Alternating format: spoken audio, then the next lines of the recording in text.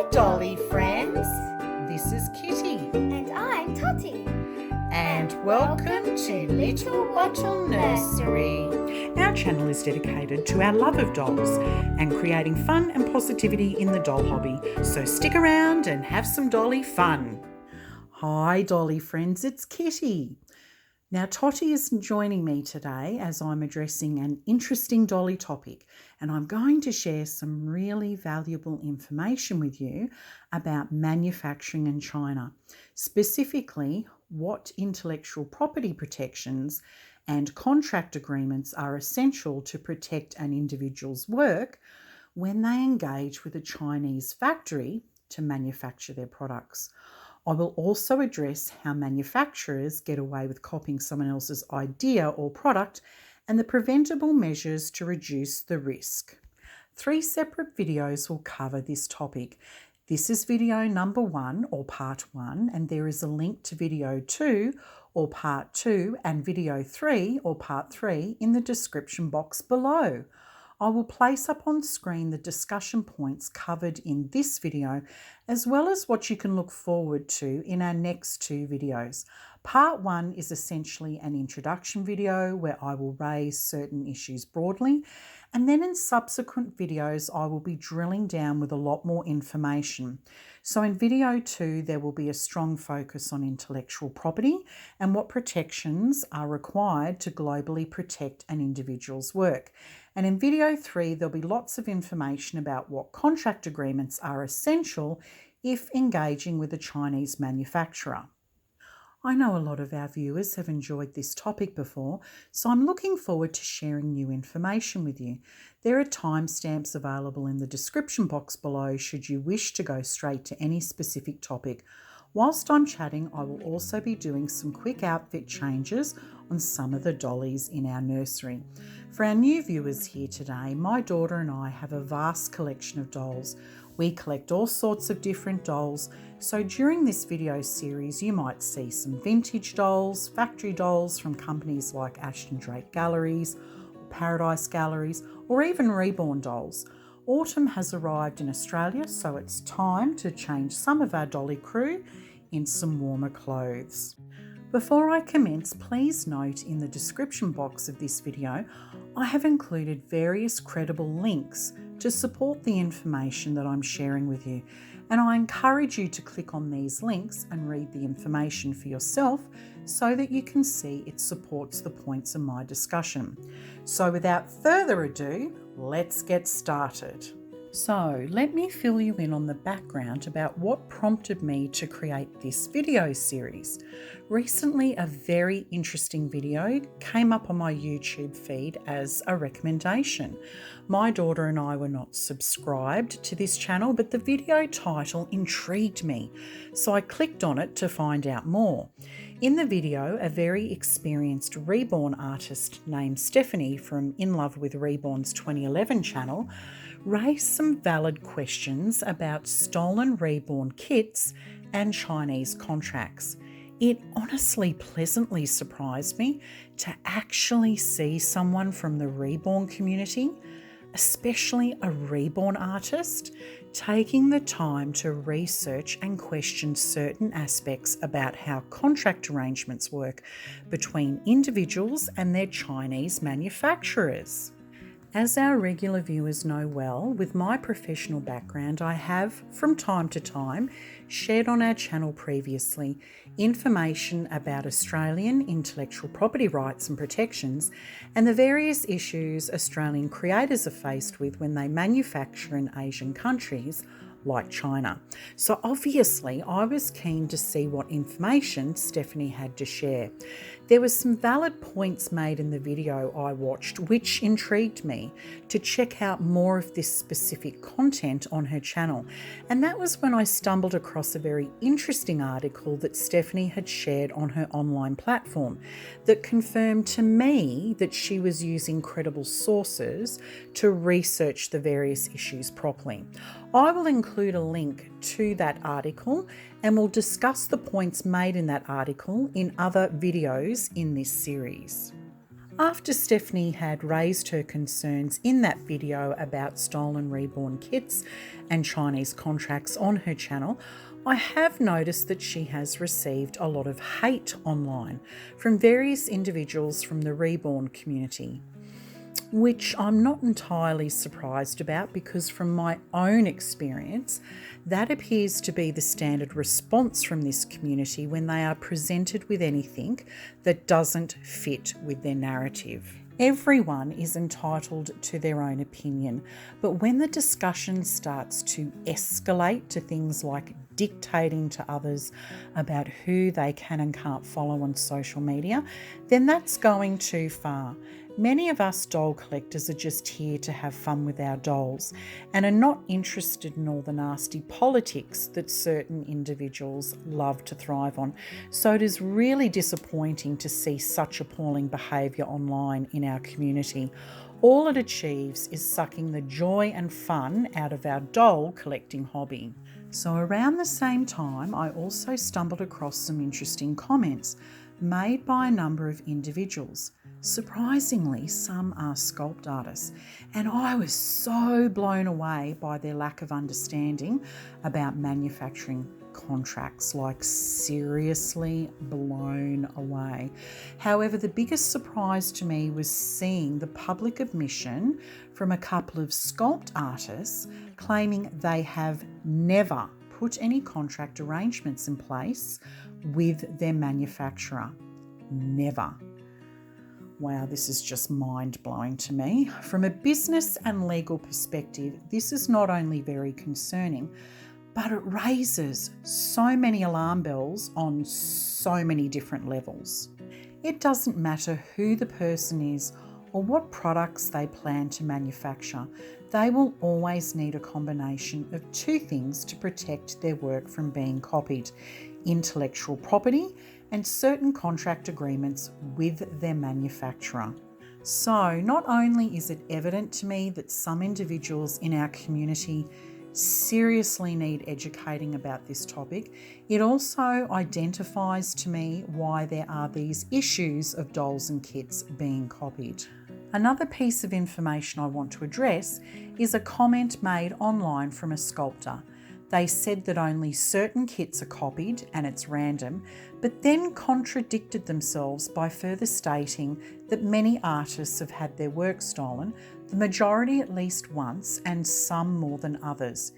Interestingly, the common denominator in all of this is that apparently the majority of sculpt artists send their kits to the exact same factory. So regardless of the many contradictions of this sculptor's comment, I will start off by saying that the likely reason why some sculpt artists' work is copied more than others is for two reasons. Number one, their work is more popular and desired by consumers. And number two, they may not have protected their work sufficiently with intellectual property protections either in their own country or in the country they manufactured in or in countries they sell their products in, as well as potentially not having contracts in place to protect their intellectual property from their manufacturer. So in this video, I'm now going to discuss these statements in a broad context so that you can get a clear overall picture of what I mean by this.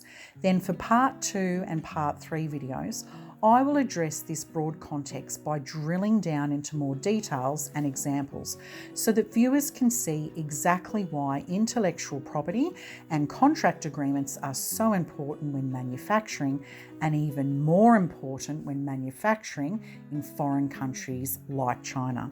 So let's begin. So how do Chinese factories get away with copying an individual's work? I see this question is often raised in the doll community, especially within the reborn community. Before addressing this question, our viewers will need a quick lesson on the basics of how intellectual property and contract arrangements work in China. I will cover these two topics in much more detail in the part 2 and 3 videos, so please refer to them if you need more information. So let's start with, what is IP? Intellectual property is a field of law that protects inventors, creators, and entrepreneurs. In a nutshell, it's the law of who owns the rights to an idea. Intellectual property is absolutely essential when protecting an individual's work. Copyright is a form of intellectual property and is an essential part of an individual's global intellectual property plan. But individuals manufacturing in China often fail to take one important step: registering their copyright in China. This will present as a huge problem to individuals wanting to act upon copyright infringements, because there is a big difference between a valid copyright and an enforceable copyright in China. Under the Berne Convention, artistic works are covered under copyright law, which allows creators whose countries are signed up under this agreement control how their work is used in other countries who are also signed up under this agreement. Although countries around the world sign up to various treaties and conventions like the Berne Convention, countries can still operate under their own set of laws, which foreign individuals and business entities need to comply with. China operates under an optional copyright system, which means copyright continues to apply to mass-produced artistic works as long as it meets the standard copyright requirement of originality. One of the biggest misconceptions is because copyright registration is optional in China, that individuals do not have to register anything to have a valid copyright in China. Not the case. The Chinese courts require proof of ownership, and an official Chinese copyright registration counts as evidence. With a Chinese copyright registration, the Chinese courts and law enforcement can act much faster in removing images and products from e-commerce platforms. With the exception of copyright under the Berne Convention, and I've already discussed what those limitations are in China, all other intellectual property registrations are not recognised in China. What this means is that any intellectual property registrations individuals have taken out in their own country will not be recognised overseas in countries like China. To further complicate matters, if an individual does not sign appropriate contract agreements with their manufacturer protecting their intellectual property during the manufacturing process, their manufacturer can assert that they own the client's intellectual property, either in part or full, and they can do this in a number of ways. If individuals have neglected to officially register their copyright or other intellectual property in China, the manufacturer can approach a family relative or a subcontractor in another Chinese district and ask them to officially register their client's copyright and other intellectual property in China. There are certain laws in China protecting manufacturers from registering their clients' intellectual property. However, it is perfectly legal for anyone else to register their clients' intellectual property. At the same time, they may also register a design patent to strategically strengthen the copyright registration, and they will most likely register the individual's name, their product name or logo as their trademark. A trademark is the most valuable asset anyone can have, and in China, the Chinese courts place great value on trademarks. Trademarks protect the individual's name, like their business name, and their product names or logo. In China, manufacturers also have another way that they can assert they own their clients' intellectual property. If individuals do not have certain agreements in place with their Chinese manufacturer, clearly stating that their Chinese manufacturer does not own their intellectual property of their finished product, their Chinese manufacturer has the ability to assert that they own at least part or all of the intellectual property of the final product. The manufacturer can do this by demonstrating to the Chinese courts that they provided all the technology, moulds, tooling, as well as production costs to manufacture the finished or final product. In the part 3 video, I'm actually going to cover this issue more extensively, as well as how to minimise those associated risks with contracts. Furthermore, some overseas manufacturers may wait years before asserting their rights on what was their client's product, and this most commonly happens when their client decides to move their business to another manufacturer. So now that you have a broad overview of the intellectual property and contract agreement requirements, I will now move on to addressing the 2 ways that a genuine product can be copied. So there are 2 ways that a genuine product can be copied. The first risk is from within a supply chain and can happen when a manufacturer or subcontractor copies their client's work. This has been a huge problem in China in recent years. It is not uncommon for Chinese manufacturing companies to be their clients' toughest competitor. The factory might sell their client's surplus or second stock, or use their client's product moulds to make their own product. They may even modify or duplicate their client's mould, or they will sell their client's product or moulds onto a third party. When these products are copied, they are usually good quality, and it is often very difficult to tell the difference between the genuine and the copy. The copy may even be better quality because if the manufacturer is competing with their client, they may purposely reduce the quality of their client's product. Registering intellectual property protections in China and implementing appropriate contracts with the manufacturing company will greatly reduce this risk. As many individuals and business entities are choosing to manufacture offshore in countries like China, I will concentrate more on this topic in this video series. The second risk comes from outside the supply chain. The simple fact is that it is very difficult to stop everyone in the world from duplicating a product. Unfortunately, if a product is available for sale, it is impossible to prevent it from being purchased by someone intent on copying it. Competitors see and learn about popular products by researching online. They may have seen it on an online platform like Facebook, Amazon, or on Kickstarter, or it may have been leaked from a partner factory. Competitors will copy the product, potentially using reverse engineering, and produce their own version of the product under their own brand name. It is not uncommon for this type of product to be inferior in quality in comparison to the original, so it is easier for consumers to spot the difference between the genuine and the copy. It can be challenging to combat copycats like this because this is the harsh reality of doing business in our modern world today. Once upon a time, discussion about intellectual property focused on how companies could protect their designs from Chinese copycats. But things have changed a lot in recent years. A new reality is being embraced in the world of business and manufacturing.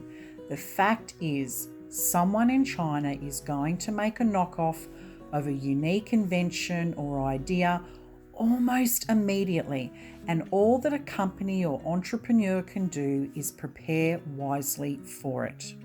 Individuals can take certain legal precautions to reduce the risk of being copied. Registering intellectual property, including trademarks, in their own country, in the country where they plan to manufacture in, and the countries they are going to sell their products in will potentially help. However, it may be more challenging if the copycat companies have picked their own name brands. Applying for utility or design patents for a product that's valid elsewhere in the world, like the US or any other country, an individual hopes to sell their product, can also potentially help, although it's not always an option. Manufacturing in other countries like Europe and the USA will not protect an individual 100% from having their product copied either. The best way to lower this type of risk is for the individual to keep their product under the radar, out of the public eye and away from their competition for as long as possible prior to their product being released onto the market for sale. Although it may feel exciting to share a product idea with loyal customers, This is the number one big no-no in business. Individuals should share nothing about their product's design details that can be copied with the public until it is publicly available for sale. To put this into some perspective, in Australia, individuals will have their design right application rejected if they release any information about their artistic design prior to the approval of their application. The reality is manufacturing companies who copy others' work scan the internet for ideas. So as soon as any information or photos of a product become available to the public, these companies are copying it. This foolish behaviour of oversharing online has catastrophic effects.